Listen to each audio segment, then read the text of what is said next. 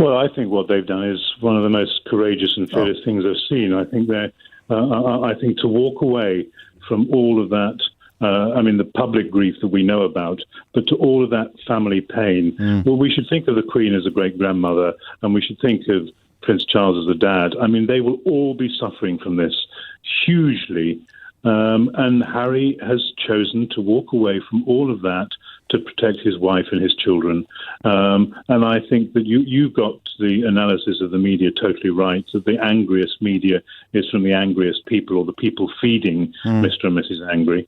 But I think all of us need to look at ourselves and think of this as a family that's been blowing itself apart, probably no more seriously than many families are going through or have gone through and haven't been able to walk away.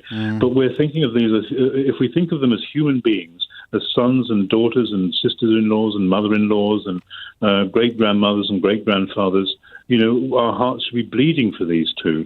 You're not in any way suggesting they should be bleeding more for these two than for people, stuck in a dinghy in the middle of the English Channel or living in Syria at the time, or even people using food banks. But it's not either or, is it? This is one of the great mysteries of our era. It's not either or. And we are showing ourselves more and more to be a nation with less and less compassion less and less tolerance of different people, different choices. I mean, that was what was going on in the family. I mean, without knowing any of the detail or any of the personalities involved, it was differences of opinion, it's differences of definition of duty, it's differences of definition of loyalty. And for Meghan, what she was being asked to become was completely impossible for her to be who she really was. It was "Can you protect us?" as well that resonated with me, or we just wanted some help. We wanted some protection. Can you help me? No. Because what we're being exposed to is different from what everybody else has been exposed to. So the fact that we're getting less help and support is the argument they made. It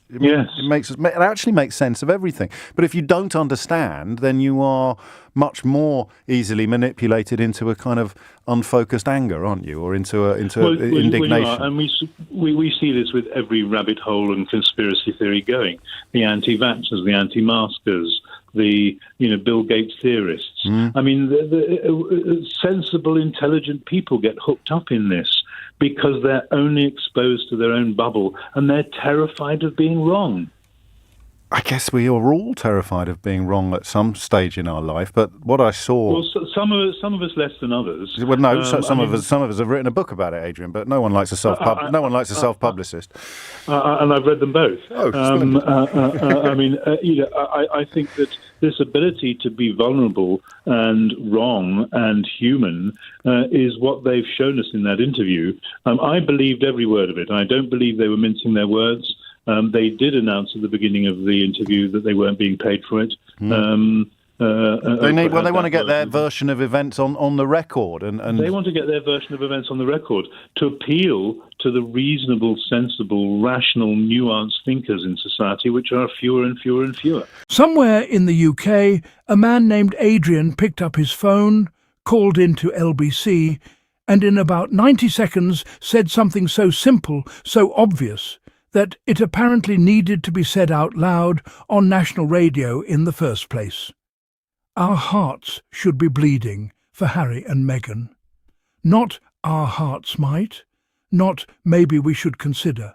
Bleeding, present tense, right now. And the fact that a caller had to say that, the fact that it landed like a bombshell instead of a given, tells you everything about where this country's compassion meter has been sitting for years. Welcome back, squaddies. Today we're breaking down the Adrian call, what James O'Brien did with it, and why this 60-second phone-in accidentally became one of the most honest things ever said about Harry and Meghan on British radio. Quick rewind for anyone who needs it. This call came in the window after the Sussexes sat down with Oprah Winfrey and actually told the truth about what their time inside the institution was like. Meghan talked about reaching a point of genuine despair while working for the palace, and about asking for help and being turned away.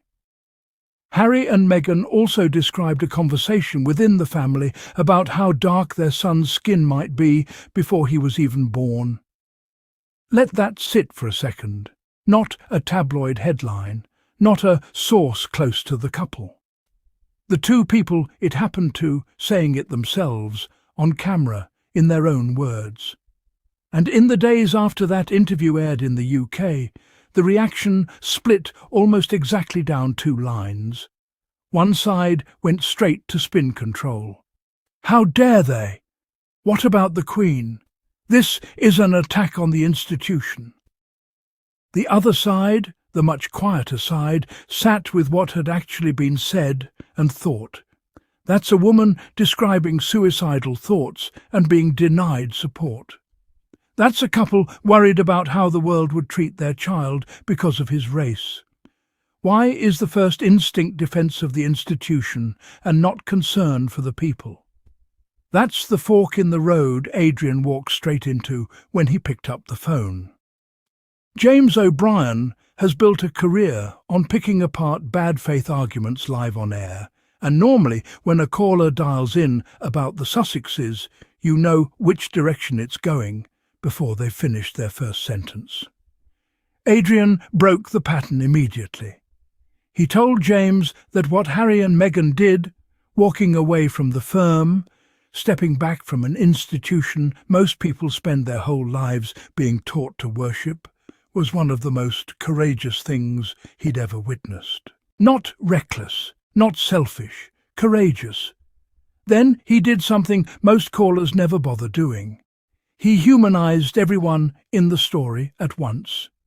He reminded listeners that behind the titles, this is still a grandmother losing time with her great-grandchildren, still a father watching his son walk away, still a family in genuine pain, and that Harry made the call to protect his wife and his children anyway, knowing what it would cost him personally. That's not a man abandoning his family for cameras and California sunshine, whatever the tabloid machine wants you to believe. That's a man choosing his wife and his kids over an institution that had already shown him exactly how it treats people who don't fit the mould. He'd watched that story before. He knew how it ended if he stayed quiet. Then Adrian went further, and this is the part that actually should have been the headline.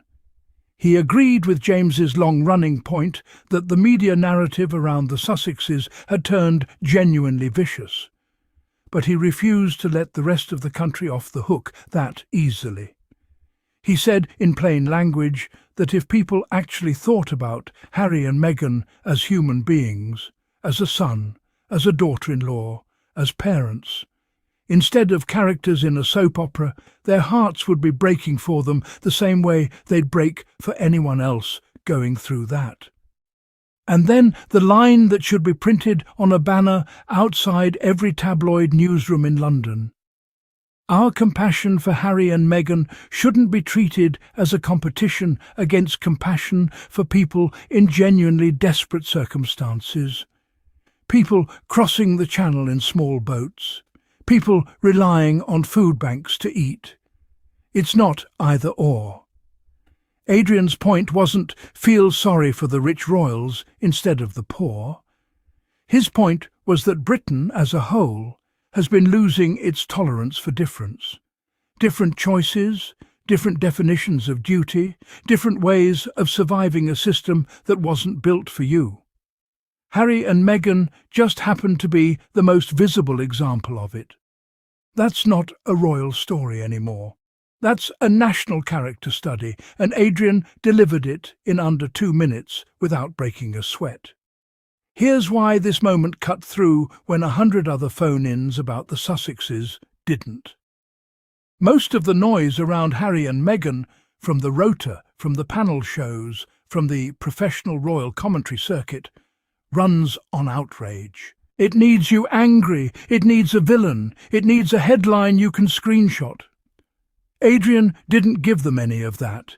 He gave them empathy, delivered calmly, backed by logic, live on air, with nothing to sell. You can't accuse a caller like that of being a paid Sussex stan. You can't wave him off as Meghan's PR machine, a phrase the same commentators love to throw around whenever an ordinary person says something sympathetic about her. Adrian wasn't promoting anything. He wasn't defending Meghan specifically or Harry specifically. He was making a point about basic human decency, and the reason it felt so radical is that basic human decency has become genuinely rare in this conversation.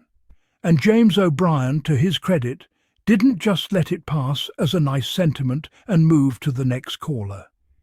He'd already been making a version of this argument for years, that the coverage of Harry and Meghan says more about Britain's discomfort with people who leave a broken system than it says about anything Harry and Meghan actually did. Adrian's call was the moment a member of the public said it back to him, unprompted, in his own words, and tied it to something bigger than the royal beat. A country that talks a big game about compassion but keeps finding new groups of people it decides don't deserve any. Ask yourself honestly, if a friend of yours told you they'd left a job where they were being racially targeted, where their partner was denied mental health support during a crisis, where every part of their life was controlled by people who claimed to love them, would your first reaction be to defend the company? Or would it be to ask if they were okay? For most people in most situations, the answer's obvious. It's only obvious here because it's the firm. That's what Adrian's call exposed without even trying to. Strip away the crowns and the palace and the 600-year-old institution, and you're left with a young family who said, "This is hurting us," and got treated like they'd committed treason for saying it out loud. A wife who reached out for help during a mental health crisis and was turned away by the very institution that was supposed to protect her. A husband who watched history try to repeat itself and refused to let it. The backlash to that isn't really about Harry and Meghan specifically. It's about what they represent to people who are still sitting inside their own version of that situation. The job, the family, the relationship that's slowly draining them, and haven't found the courage to leave yet. It's a lot easier to call somebody ungrateful than it is to ask yourself why you're still tolerating something that's hurting you. And this is exactly why the tabloid machine reacted to Adrian's call, and to O'Brien's platforming of it the way it did, quietly, defensively, mostly by ignoring it. Because a caller expressing basic compassion doesn't generate clicks. It doesn't generate outrage. It doesn't sell papers, drama sells, chaos sells, a grainy photo with a cruel caption sells. A couple who left, healed, and got on with raising their kids in peace generates nothing for a business model built entirely on conflict. So when a moment like this breaks through, an ordinary caller cutting straight past the noise to say, "These are human beings and we should treat them like it," you'd think it would shame the rota into a bit of self-reflection. It didn't. Instead, the same voices kept circling for the next manufactured scandal. A facial expression scrutinized in slow motion, a silence read as an insult, a smile called smug. Because if Harry and Meghan are actually fine, actually at peace, actually thriving on their own terms, every headline written about their supposed misery starts looking exactly like what it always was: fiction. What Adrian did on that call, and what James O'Brien gave him the space to do, was strip a manufactured royal scandal back down to what it always actually was. A family in pain, choosing themselves, and a country deciding whether it had room in its heart for that choice. Turns out plenty of people did. It just took one caller with nothing to gain to remind everybody else that they were allowed to. If this is the first video of ours you've watched, welcome to the family. We call ourselves the squaddies around here, and we do the work the rota won't. Pulling the receipts, calling out the tabloid machine, and giving Harry and Meghan the fair hearing they never get from the professional royal commentary circuit.